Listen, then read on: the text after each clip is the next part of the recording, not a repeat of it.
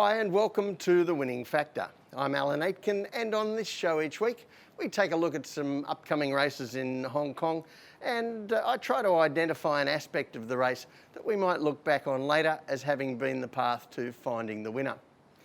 Well, one of my favourite days on the Hong Kong calendar on Sunday, the Standard Chartered Champions and Chater Cup, the final Group 1 of the season. And while it's not one of the races that I'm going to be examining in detail today, and there'll be plenty of information all around the Hong Kong Jockey Club website, of course, I did want to offer this, that normally in Hong Kong racing we see favourites win at around about a 30% strike rate. In Group 1 races, like the Champions and Chater, we would normally expect that to go up. The conditions do favour the horses with better past performances, so I would think normally around 34-35%.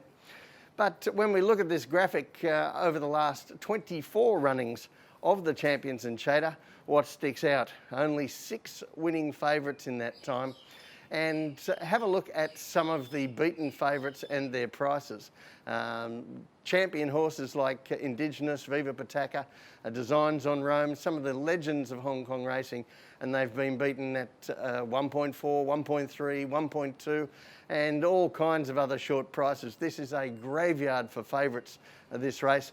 And while we've had favourites win the last 2 years, and of course a very worthy favourite in Exultant on Sunday, it's certainly something to think about before you pin your ears back and take the short odds.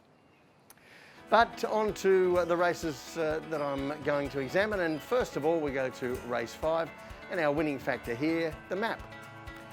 And I think you can make a winning argument here for Cruising and Biz Power, both of them coming off one run after a very lengthy break, and they should be improved. The John Size trained Wind and Grass has been a little bit in and out, but his last start was a good pointer.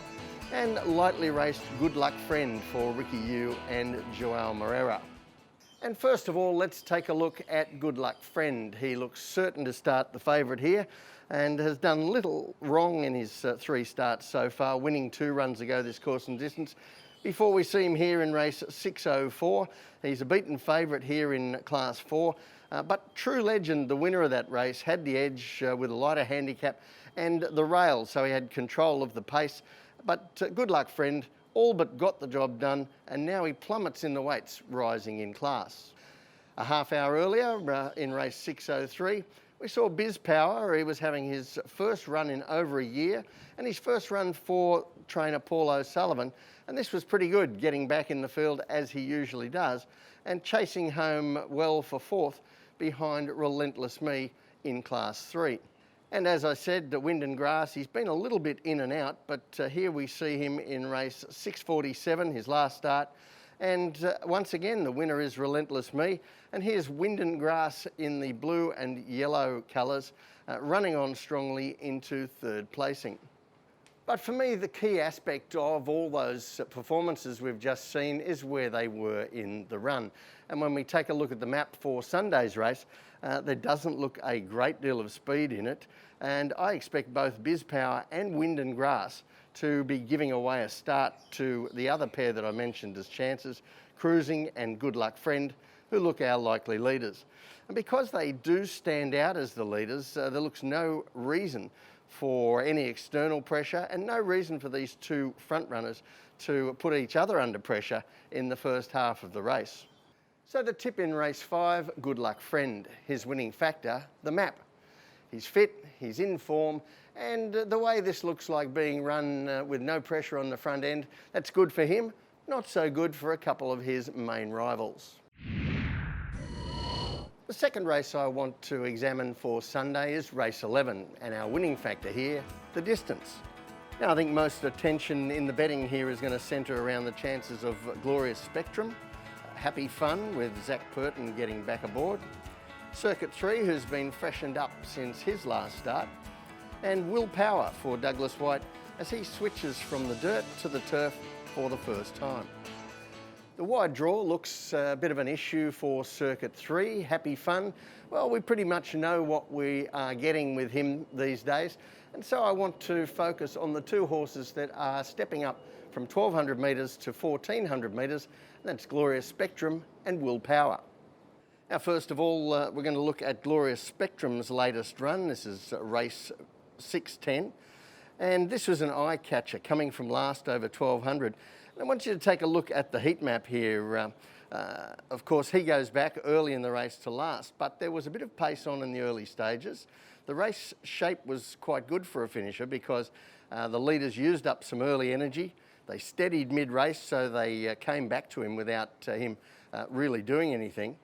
And he turns for home just over 4 lengths off the lead and does a great job finishing off strongly into second placing. Now in race 591, the latest for Willpower, the step up in distance here also looks important coming off this run at 1200 metres. Now, to the eye, he's had every chance, running third on the dirt to win a Supreme here. And the key point and a real contrast with Glorious Spectrum's last start race shape is that very fast middle section. Winner Supreme rips through his middle 400 metres very fast. Willpower gets outpaced at that point, and although he's in the first 5, he actually straightens up further from the lead than Glorious Spectrum was in his race. The leader didn't come back to him at any point and went on to break the course record, so it was difficult for him to make up that ground. So the two horses we're looking at spent their energy at different points of the race last time. With Glorious Spectrum, he spent most of his chips at the finish of the race, but for Willpower, he was really bottomed out in the middle of the race, just trying to maintain a position somewhere within striking range. So that weakened his finish, and I don't think that we're going to see that kind of a race on Sunday, as both of them step up to 1400 metres.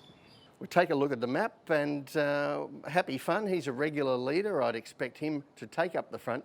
But we have a couple of John Moore's runners drawn wide here with pace, especially Good Standing and Sunny Boy, and they could influence the pace here if they press forward and elect to put some pressure on Happy Fun.